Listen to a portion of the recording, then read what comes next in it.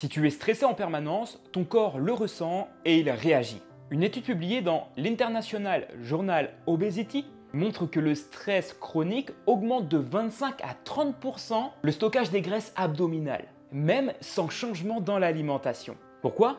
Parce que le stress libère une hormone, le cortisol. Son rôle est simple, garder de l'énergie disponible sous forme de graisse qu'il va stocker principalement autour du ventre, des hanches et en bas du dos. Résultat, tu fais attention à ce que tu manges, tu bouges plus, mais ton corps refuse de lâcher. C'est un petit peu comme s'il te retenait prisonnier. Dans cette vidéo, je vais t'expliquer le lien entre le stress et le stockage des graisses. Pourquoi ça bloque ta perte de poids et surtout 3 actions simples à mettre en place dès aujourd'hui pour calmer ce mécanisme et relancer ta transformation. Je m'appelle Teddy, je suis coach diplômé depuis 2018 et j'ai accompagné plus de 300 personnes à perdre de 10 à plus de 40 kilos. Et je sais de quoi je parle parce que j'ai moi-même perdu 22 kilos. Et tout ça après des années de lutte. Ou même lors de ma première perte de poids, j'avais perdu plus de 30 kilos très rapidement, avec principalement des efforts très extrême, où je me suis coupé socialement, où j'ai fait des régimes qui ne fonctionnaient pas et à chercher des solutions partout. Aujourd'hui, je vais te montrer ce que j'aurais aimé apprendre plus tôt. Comment le stress sabote tes efforts et comment reprendre le contrôle simplement sans régime extrême. Avant de continuer, je publie cette vidéo pour aider ceux qui galèrent comme moi à l'époque. C'est pas pour le buzz, c'est pour te montrer que c'est possible. Mais 74% de ceux qui regardent ne sont pas abonnés et 9 personnes sur 10 n'appliquent jamais ce qu'ils apprennent. Si tu veux sortir de ce schéma, si tu veux que ça soit ta dernière tentative, suis-moi dès maintenant. C'est 100% gratuit, mais ça peut tout changer. Parfois, un simple clic, ça marque un vrai départ. Quand tu vis sous stress permanent, boulot, famille, problèmes quotidiens, ton corps ne fait pas la différence entre un email urgent et un danger vital. Pour lui, chaque pic de stress est une alerte. Et chaque alerte libère du cortisol. Et le rôle du cortisol, il est simple, c'est de te protéger. Il augmente ta glycémie pour te fournir de l'énergie disponible. Et surtout, il te pousse à stocker plus de graisse, principalement autour du ventre, des hanches et du bas du dos. Une étude publiée dans Psychoneuroendocrinologie montre que les personnes avec un taux de cortisol élevé en continu stockent en moyenne 20% de graisse abdominale en plus. Et ça, même si elles mangent proprement. Donc tu peux faire attention à tes repas, aller marcher, faire du sport à outrance. Tant que ton corps vit sous tension, il garde ce mode survie activé. Et dans ce mode-là, finalement, perdre du poids devient presque impossible. Et surtout, tu auras cette impression d'être tout le temps gonflé dans ces zones-là. Mais il faut que tu saches que le stress ne s'arrête pas là. Il ne se contente pas de bloquer ta perte de poids. Il va aussi saboter ton rapport à la nourriture. Quand tu rentres le soir épuisé, vidé, ton cerveau va chercher une solution rapide pour calmer cette pression. Et donc, si tu n'as pas su évacuer cette pression avant, eh bien là, la solution la plus accessible à sa portée de main finalement, c'est la nourriture. Un paquet de chips, un bout de fromage, un bout de saucisson, un bout de chocolat ou un plat bien gras que tu auras commandé. Et à ce moment-là, tu te sens coupable. Tu te dis que tu n'as pas de volonté.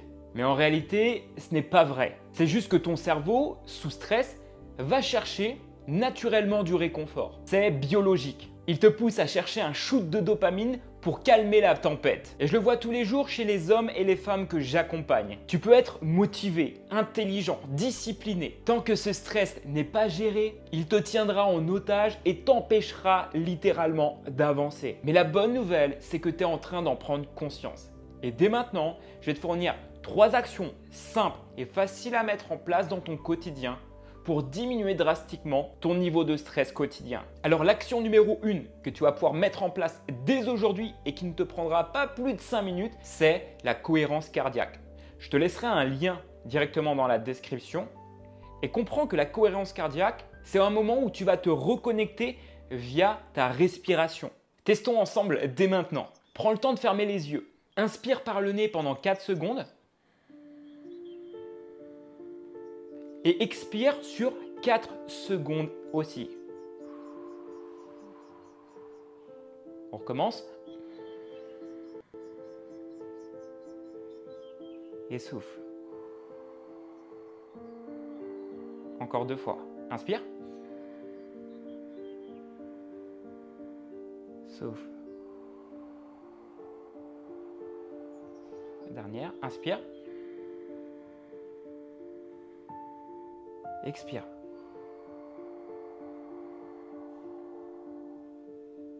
Tu sens comme ce type de respiration apaise. Ça permet vraiment de revenir dans le moment présent. Tu ne te soucies plus de ce qui va se passer après ou de ce qui s'est passé avant. Et l'objectif, c'est de répéter ce cycle pendant 5 minutes à chaque fois. Personnellement, j'aime bien le faire le matin après mon petit déjeuner. Ça me permet de me concentrer pour le reste de la journée. Mais tu peux très bien le faire à n'importe quel moment de ta journée.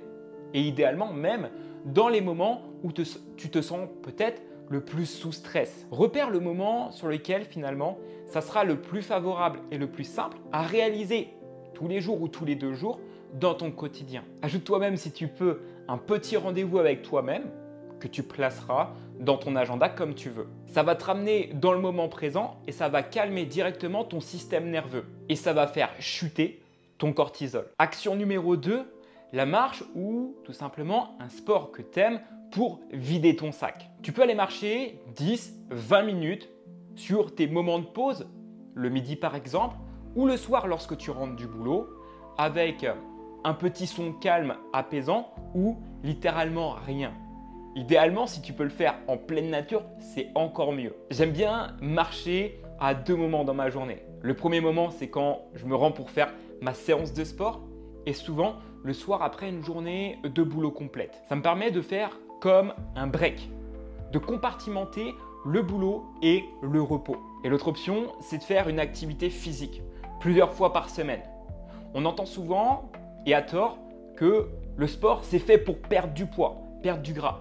Non, aujourd'hui, mets le sport comme un bonus qui va te permettre de te sentir mieux, d'améliorer ta santé dans la globalité, de le renforcer peut-être. Tu comprends mieux pourquoi aujourd'hui, plein de personnes vont faire du sport, par exemple après une rupture. Parce que ce n'est pas simplement pour se transformer physiquement, c'est que ça libère le cerveau. Alors, à toi de choisir quelle est l'option la plus facile pour toi à mettre en place dès aujourd'hui. Mais je t'invite à commencer par la marche, qui est selon moi l'action la plus simple que tu sauras tenir, et ça, peu importe le pays dans lequel tu te trouves. Pourquoi je dis ça? Parce que j'ai tendance à pas mal voyager. Et de toi à moi, je n'ai aucune excuse que je peux me trouver par rapport à la marche. Donc, je le fais tous les jours. Et pas besoin de chercher à faire 10 000 pas. Si déjà tu marches 10 à 20 minutes supplémentaires par rapport à tes habitudes, c'est déjà un bon point de départ. Le but, c'est de libérer la tension qui s'accumule dans ton corps. C'est tout. Action numéro 3, écrire 5 minutes par jour. Et je l'ai avec moi et chaque matin ou chaque soir, c'est ce que je vais t'inviter à faire. Tu vas prendre un carnet qui sera ton carnet personnel et tu vas écrire dedans. Et dedans, tu peux noter tout ce que tu veux, ce que tu ressens, ce qui t'a stressé dans la journée, ce pourquoi tu es reconnaissant et une intention pour demain. Et ce n'est pas qu'un journal intime, c'est un outil pour libérer tes émotions, pour prendre du recul et éviter qu'elles ne t'explosent en pleine figure plus tard. Parce que je le sais, tu es sûrement quelqu'un qui a tendance à garder tout à l'intérieur de toi. Par contre, le jour où ça explose, ça se projette partout. Ça fait déjà plusieurs années que je prends le temps d'écrire tous les matins. Et je précise, prendre le temps.